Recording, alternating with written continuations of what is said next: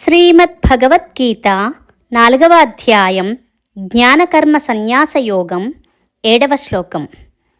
యదా యదా హి ధర్మస్య గ్లానిర్భవతి భారత అభ్యుత్థానమధర్మస్య తదాత్మానం సృజామ్యహం.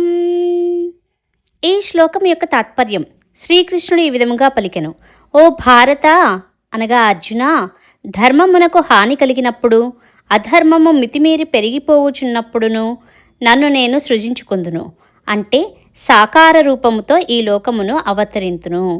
ఈ శ్లోకం యొక్క వివరణ: భగవానుడు ఈ జగత్తును సృష్టించాడు, అందువల్ల దాన్ని నిలబెట్టే బాధ్యత కూడా ఆయనదే. ఆయన సృష్టికర్త మాత్రమే కాదు, స్థితికర్త కూడా. అందువల్ల నేను స్థితికర్తగా వస్తాను అంటున్నాడు. ఎప్పుడు వస్తారంటే, ధర్మానికి హాని కలిగినప్పుడు, అధర్మము పెరిగిపోవునప్పుడు ఆయన తనంతట తాను కావాలని శరీరాన్ని ధరిస్తాడు, అంటే లోక సంగ్రహం కోసం అవతరిస్తాడు. హరే కృష్ణ.